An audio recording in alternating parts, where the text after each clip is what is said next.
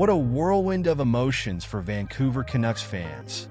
Just when we thought the drama couldn't get any thicker, our star defenseman found himself at the center of a controversy. Did he cross the line with a hit that left everyone talking?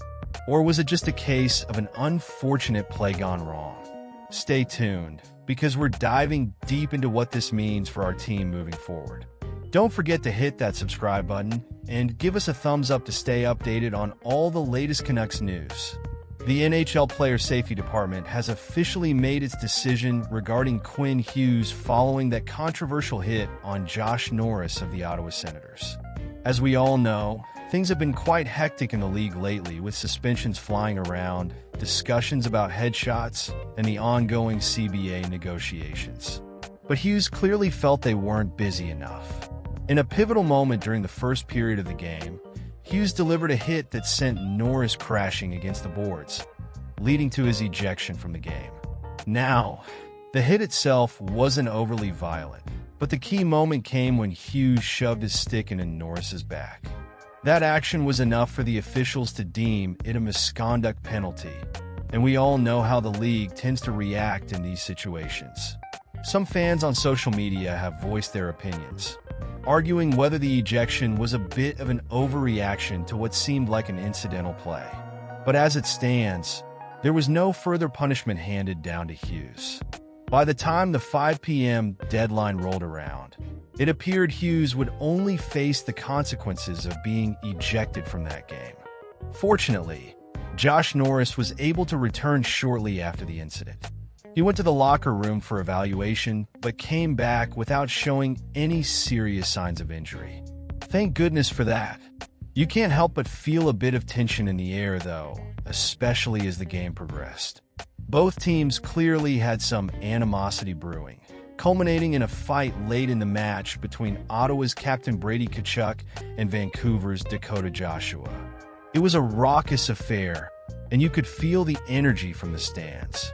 Despite the loss of Hughes, the Canucks managed to secure a 4-1 victory, which is a huge boost for the team.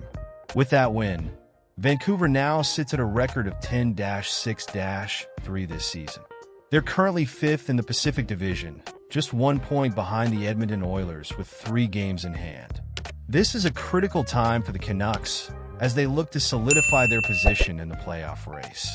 On the flip side, the Ottawa Senators have struggled, dropping to a record of 8-11-1 and sitting in 7th place in the Atlantic Division, just a point ahead of the Montreal Canadiens, who are having their own tough season.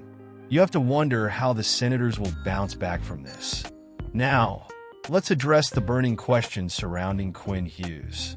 Why did he not receive any additional punishment from the league?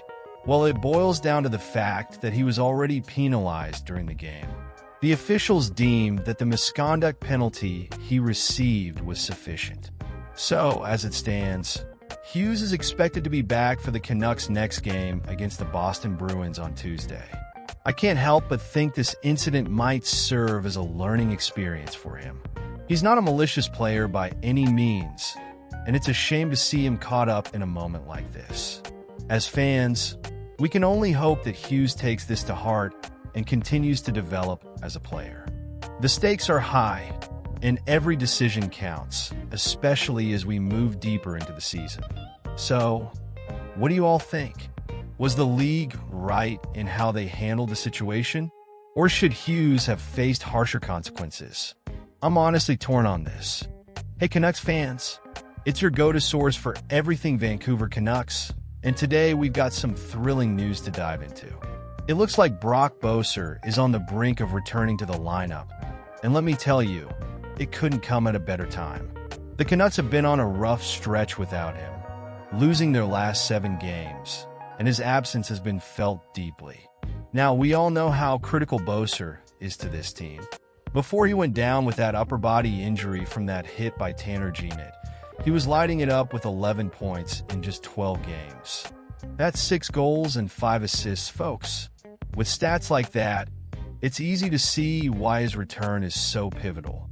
The Canucks have been averaging just over 3 goals per game during his absence, which isn't enough if they want to keep their playoff hopes alive.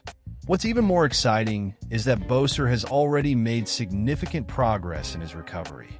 He was spotted practicing without a no-contact jersey, which is a huge indication that he's ready to get back into the action. When I heard that he was back on the ice with the main group, I thought, yes, this is what we need. The coaching staff hasn't confirmed anything just yet, but insiders like Dan Murphy from Sportsnet are hinting that he's more than ready to play tomorrow against the Boston Bruins. Now, let's talk about the impact of Boeser's return. He's not just another player, he's a game changer. With him back in the lineup, it's likely that the Canucks will find their offensive rhythm again. His ability to score and create plays opens up the ice for his teammates, and that's something we've desperately missed. The fans have been waiting for that spark, and Boeser could be the key to reigniting our offense. But that leads me to a question I want to throw out to all of you.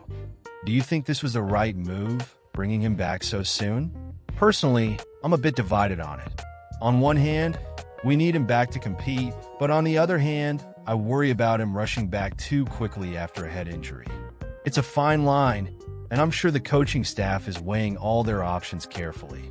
And speaking of options, what will this mean for the lineup? When Boeser returns, how do you think Rick Tocchet will shuffle the lines? We could see some exciting combinations that might just give us the edge we need against a tough team like Boston. The Canucks are currently on a 6-game road trip, and this game could be a pivotal moment in their season. Can you feel the anticipation? I know I can.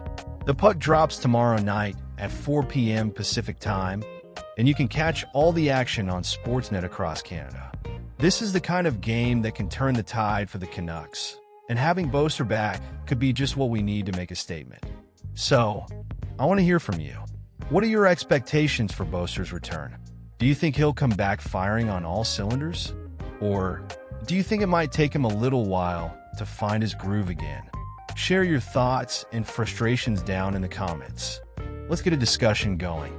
And if you're as excited as I am about the Canucks and want to stay updated on every move this season, make sure to hit that like button, share this video, and subscribe to the channel.